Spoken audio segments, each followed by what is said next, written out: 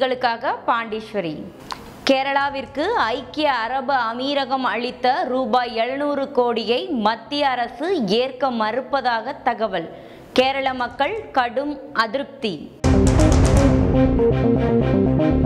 தூத்துக்குடி துப்பாக்கிச் சூட்டில் உயிரிழந்தவருக்கு நேரில் ஆஜராக சம்மன் அனுப்பிய விசாரணை ஆணையம். பொதுமக்கள் அதிர்ச்சி. பாஜக ஆளும் கோவாவில் அரசு பணிக்காக தேர்வெழுதிய அனைவரும் தோல்வி. மும்பை அடுக்குமாடி கட்டிடத்தில் ஏற்பட்ட தீ விபத்தில் சிக்கி 4 பேர் பலி. தமிழகத்தின் வெள்ள நிவாரணப் பணிகளில் நெகிழ்ந்த கேரள வாலிபர். இனி தமிழ் மக்களோடு இணைந்து நிற்போம் என உறுதி. பாலியல் பலாத்காரத்தில் ஈடுபட்ட சிவசேனா பிரமுகர் தலைமறைவு. கேரள வெள்ள சேதம் குறித்து விவாதிக்க சட்டப்பேரவையின் சிறப்பு கூட்டம். அனைத்து கட்சி கூட்டத்தில் முடிவு. வெனிசுலாவில் 7.3 ரிக்டர் அளவில் சக்தி வாய்ந்த நிலநடுக்கம். ஆசிய விளையாட்டுப் போட்டியில் இந்தியாவிற்கு 4வது தங்கம். இங்கிலாந்துக்கு எதிரான 3வது போட்டியில் இந்தியா அபார வெற்றி. கேரளாவில் வரலாறு காணாத வகையில் ஏற்பட்டுள்ள வெள்ள பேரழிவுகளில் இருந்து மக்களை மீட்க ரூபாய் 700 கோடி அளிப்பதாக ஐக்கிய அரபு அமீரகம் அறிவித்திருந்தது. இதனை ஏற்க மத்திய அரசு மறுத்து வருவதாக தகவல்கள் வெளியாகியுள்ளது. இது குறித்து மத்திய அரசும் இதுவரை அதிகாரப்பூர்வமாக எந்தவித அறிவிப்பும் வெளியிடவில்லை. இது வெள்ளத்தால் பாதிக்கப்பட்ட கேரள மக்களிடையே கடும் அதிருப்தியை ஏற்படுத்தியுள்ளது. கேரளாவில் கடந்த 100 ஆண்டுகளில் இல்லாத வகையில் தொடர் மழையால் மாநிலமே வெள்ளத்தில் மூழ்கியது. இதில் 371 பேர் பலியாகினர். கேரளாவின் மொத்த மக்கள் தொகையில் 40% பேர் வெள்ளத்தால் கடுமையாக பாதிக்கப்பட்டுள்ளனர். 8000 வீடுகள் இடிந்துள்ளன. 26,000 பாலங்கள் சேதமடைந்துள்ளது. 40,000 ஹெக்டேர் பயிர்கள் அழுகியுள்ளன. 134 பாலங்கள் இடிந்துள்ளன. 16,000 கிலோமீட்டர் சாலைகள் சேதமடைந்துள்ளது. ரூபாய் 21,000 கோடிக்கும் அதிகமாக பொருளாதார இழப்பு ஏற்பட்டுள்ளது. ஆனால் மத்திய அரசோ இதுவரை 600 கோடி மட்டுமே நிதியுதவி அளித்திருக்கிறது.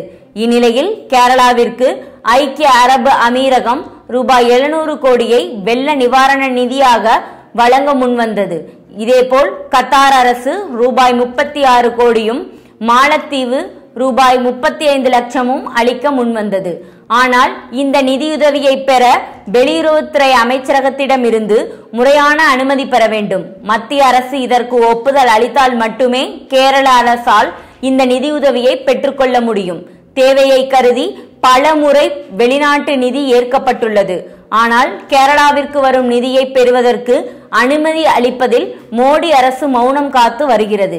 ஏற்கனவே வெள்ளத்தால் பாதிக்கப்பட்ட கேரளாவிற்கு நிதியுதவி அளிக்கப் போவதாக கடந்த ஆகஸ்ட் 18ஆம் தேதி தாய்லாந்து அறிவித்தது. அதற்கு இந்திய அரசு சார்பில் மறுப்பு தெரிவிக்கப்பட்டதாக தாய்லாந்து அரசு கூறியுள்ளது. இது குறித்து தாய்லாந்து தூதர் சாம் தனது ட்விட்டர் பக்கத்தில் கேரள வெள்ள நிவாரணத்திற்காக வெளிநாட்டு நன்கொடைகளை இந்தியா ஏற்காது என்பது வருந்தத்தக்க தகவல் என்றும் எங்கள் இதயங்கள் இந்திய மக்களுடன் உள்ளது என்றும் தெரிவித்துள்ளார். இது குறித்து முன்னாள் வெளியுறவுத்துறை செயலாளர் ஷியாம் சரண் வெளிநாடுகளிலிருந்து பேரிடர் காலங்களில் நிதி பெறுவதற்கு என தனியான விதிமுறைகள் ஏதும் இல்லை. எனினும் பாதுகாப்புக்கான அமைச்சரவை குழு ஒப்புதல் கிடைத்தால் நிதியை பெற்றுக்கொள்ளலாம் என கூறியுள்ளார். தூத்துக்குடி துப்பாக்கிச் சூட்டில் உயிரிழந்த ஒருவருக்கு நேரில் ஆஜராக வேண்டும் என தமிழக அரசால் அமைக்கப்பட்டிருக்கும் ஓய்வு பெற்ற நீதிபதி அருணா ஜெகதீசன் கமிஷன் நோட்டீஸ் அனுப்பியுள்ளது. இச்சம்பவம் பொதுமக்கள் மத்தியில் அதிர்ச்சியை ஏற்படுத்தி இருக்கிறது. தூத்துக்குடியில் ஸ்டெர்லைட் ஆலைக்கு எதிரான போராட்டத்தின் போது காவல்துறை கலவரத்தை தூண்டி 13 பேரை சுட்டுக் கொன்றது. இச்சம்பவத்திற்கு நாடு முழுவதும் கடும் கண்டனங்கள் எழுந்தது. இதையடுத்து ஓய்வு பெற்ற நீதிபதி அருணா ஜெகதீசன் ஆணையம் துப்பாக்கிச் சூடு சம்பவம் குறித்து விசாரிக்கும் என தமிழக அரசு அறிவித்தது. அதன்படி தற்போது விசாரணை நடைபெற்று வருகிறது. விசாரணையின் ஒரு பகுதியாக மேட்டுப்பட்டியைச் சேர்ந்த கிளாஸ்டன் என்பவர் வீட்டிற்கு ஒரு சம்மன் அனுப்பப்பட்டது. அதில் 29ஆம் தேதி விசாரணைக்கு நேரில் ஆஜராக வேண்டும், தவறும் பட்சத்தில் தாங்கள் இல்லாமலேயே விசாரணை மேற்கொள்ளப்படும் எனவும் குறிப்பிடப்பட்டுள்ளது. இதை கண்ட அக்குடும்பத்தினர் அதிர்ச்சியடைந்தனர். காரணம், தூத்துக்குடியில் காவல்துறை துப்பாக்கிச்சூடு நடத்தி சுட்டுக் கொல்லப்பட்டவர்களில் கிளாஸ்டனும் ஒருவர். இச்சம்பவம் சமூக வலைதளங்களில் வைரலாகி வருகிறது. மேலும் விசாரணை ஆணையம் துப்பாக்கிச்சூடு குறித்து விசாரணை நடத்தி வருகிறதா அல்லது காவல்துறை ஏற்கனவே சுட்டுக்கொள்ள திட்டமிட்டவர்களின் பட்டியலை விசாரணை கமிஷன் சரிபார்த்து வருகிறதா என கேள்வி எழுந்துள்ளது. ஆனால் இது குறித்து விளக்கமளித்துள்ள அதிகாரிகள், தவறுதலாக இறந்தவரின் பெயரில் சம்மன் அனுப்பப்பட்டது, தற்போது சரி செய்யப்படுகிறது என தெரிவித்துள்ளனர். பாஜக ஆளும் கோவா மாநிலத்தில் அரசு கணக்காளர் பணிக்கான 80 இடங்கள் காலியாக இருந்தன. அதனை பூர்த்தி செய்வதற்கான தேர்வு நடத்தப்பட்டது. அப்போது 80 காலி பணியிடங்களுக்கு 10,815 பேர் விண்ணப்பித்துள்ளனர். இந்த பணிக்கான தேர்வு இந்த ஆண்டு ஜனவரி 7ஆம் தேதி நடைபெற்றது. தேர்வில் ஆங்கிலம், பொது அறிவு மற்றும் கணக்கியல் துறை சார்ந்த கேள்விகள் கேட்கப்பட்டன. குறைந்தபட்சமாக 35 மதிப்பெண்கள் எடுத்தால் தேர்ச்சி என்ற விதிமுறைகளின்படி தேர்வு நடத்தப்பட்டது. இந்நிலையில் தேர்வு முடிவுகள் நேற்று அறிவிக்கப்பட்டன. இதில் தேர்வு எழுதிய 10,815 பேரில் ஒருவர் கூட தேர்ச்சி பெறவில்லை என கணக்குகள் துறை இயக்குநரக தலைவர் பிரகாஷ் பெரேரா தெரிவித்துள்ளார். மேலும் கடினமான கேள்விகள் கேட்கப்படவில்லை என்றும், இருந்த போதிலும் போட்டியாளர்கள் தேர்ச்சி பெறாதது வருத்தமளிப்பதாக பிரகாஷ் பெரேரா தெரிவித்துள்ளார். இதனால் கோவா அரசு கணக்காளர்களுக்கான தேர்வு தேதி மீண்டும் அறிவிக்கப்படும் என கணக்குகள் துறை இயக்குநரகம் அறிவித்துள்ளது. மும்பை அடுக்குமாடி கட்டிடத்தில் ஏற்பட்ட தீ விபத்தில் சிக்கி 4 பேர் உயிரிழந்த சம்பவம் அப்பகுதி மக்களிடையே பெரும் சோகத்தை ஏற்படுத்தி உள்ளது. மகாராஷ்டிரா மாநிலம் மும்பை பரோல் பகுதியில் உள்ள பிரபலமான கிறிஸ்டல் டவர் அடுக்குமாடி குடியிருப்பின் 12வது தளத்தில் இன்று காலை திடீரென தீப்பிடித்து எரிந்தது. இதனால் பதறியடித்த பொதுமக்கள் தீயணைப்பு துறையினருக்கு தகவல் அளித்தனர்.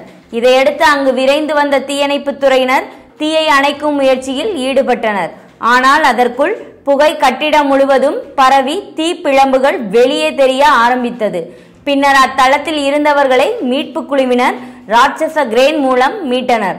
நீண்ட நேர போராட்டத்திற்கு பின்னர் தீயணைப்பு வீரர்கள் தீயை அணைத்தனர். இந்த விபத்தில் ஒரு பெண் உட்பட 4 பேர் பரிதாபமாக உயிரிழந்தனர்.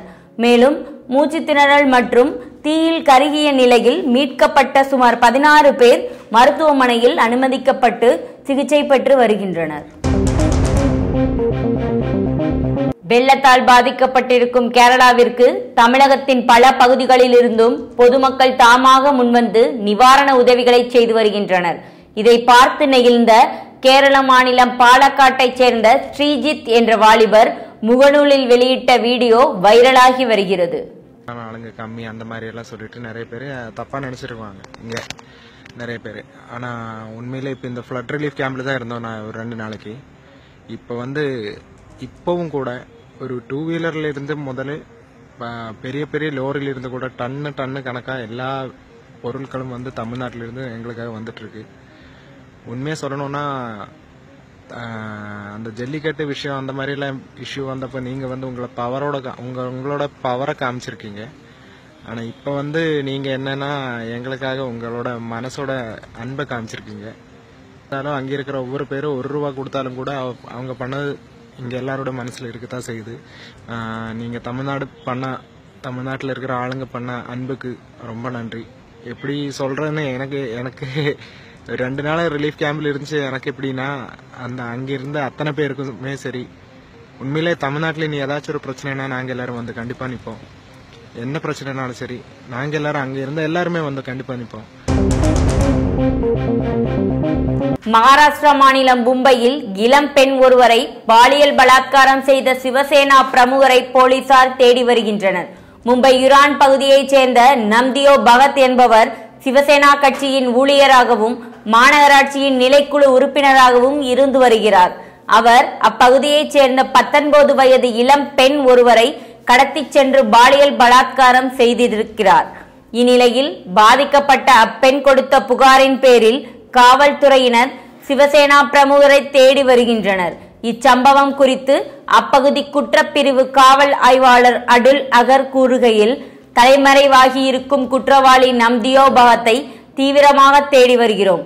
மேலும் முழு நேர இந்து மத பிரச்சகரான அவரது கூட்டாளி ஸ்ரீகாந்த் பங்கார்கர் என்பவரை தீவிரவாத தடுப்பு போலீசார் கைது செய்துள்ளனர். விரைவில் சிவசேனா பிரமுகர் நம்தியோ பகத்தையும் கைது செய்வோம் என தெரிவித்துள்ளார். கேரள மாநிலம் வரலாறு காணாத பெருமழையால் பெரும் சேதத்தை சந்தித்திருக்கும் நிலையில் சிறப்பு சட்டமன்ற கூட்டத்தை நடத்தி மீள்கட்டமைப்பு குறித்து விவாதிப்பது என முடிவு செய்யப்பட்டிருக்கிறது. கேரளாவில் பெய்து வந்த தொடர் மழை ஓய்ந்திருப்பதை தொடர்ந்து மீட்பு பணிகள் தீவிரப்படுத்தப்பட்டிருக்கிறது. மழை வெள்ளத்தால் பாதிப்புக்குள்ளாகி இருக்கும் வீடுகளை சீர்படுத்தி நிவாரண முகாம்களில் தங்கியிருப்பவர்களை பத்திரமாக வீட்டிற்கு அனுப்புவதற்கான நடவடிக்கைகள் மேற்கொள்ளப்பட்டு வருகிறது. இதற்கிடையில் பினராயி விஜயன் தலைமையில் அனைத்து கட்சி கூட்டம் நடைபெற்றது. இதில் கேரளாவின் மறுகட்டமைப்பு குறித்து விவாதித்து பணிகளை மேற்கொள்ள வரும் 30ஆம் தேதி சிறப்பு சட்டசபை கூட்டத்தொடர் நடத்தி அதன் அறிக்கையை கவர்னரிடம் சமர்ப்பிப்பது என கூட்டத்தில் முடிவு செய்யப்பட்டுள்ளது. தென் அமெரிக்க நாடுகளில் ஒன்றான வெனிசுலாவில் இன்று திடீரென நிலநடுக்கம் ஏற்பட்டது. இந்த நிலநடுக்கம் 7.3 என்ற ரிக்டர் அளவில் பதிவானது. நிலநடுக்கத்தால் வீடுகள் குலுங்கின, கடைகளில் இருந்த சரக்குகள் கீழே விழுந்தன. இதனால் அதிர்ச்சியடைந்த மக்கள் வீடுகள், அலுவலகங்களை விட்டு வெளியேறி சாலைகளில் தஞ்சமடைந்தனர். இந்த நிலநடுக்கத்தால் ஏற்பட்ட சேத விபரங்கள் குறித்த அதிகாரப்பூர்வ தகவல்கள் ஏதும் வெளியாகவில்லை. இந்தோனேசிய தலைநகர் ஜெகர்த்தாவில் நடைபெற்று வரும் 18வது ஆசிய விளையாட்டுப் போட்டியில் இந்தியா 4வது தங்கத்தை வென்றிருக்கிறது. போட்டியின் 3வது நாளான நேற்று இந்தியா ஒரே நாளில் 5 பதக்கங்களை வென்றது. இந்நிலையில் இன்று நடைபெற்ற மகளிர் 25 மீட்டர் ஏர் பிஸ்டல் பிரிவில் இந்தியாவின் ராகி சர்னோபத் தங்கப்பதக்கத்தை வென்றார். இதன் மூலம் ஆசிய விளையாட்டில் துப்பாக்கிச் சுடுதலில் தங்கம் வென்ற முதல் இந்திய வீராங்கனை என்ற பட்டத்தை பெற்றிருக்கிறார். இங்கிலாந்திற்கு சுற்றுப்பயணம் மேற்கொண்டுள்ள இந்திய கிரிக்கெட் அணி 5 போட்டிகள் கொண்ட டெஸ்ட் தொடரில் விளையாடி வருகிறது. இதில் முதல் 2 ஆட்டங்களில் இந்தியா இங்கிலாந்து அணியிடம் படுதோல்வி அடைந்தது. ஆனால் கடந்த 18ஆம் தேதி தொடங்கிய 3வது டெஸ்ட் போட்டியின் முதல் இன்னிங்ஸில் இந்தியா 329 ரன்களை சேர்த்தது. பின்பு ஆடிய இங்கிலாந்து அணி 161 ரன்களுக்கு ஆட்டமிழந்தது.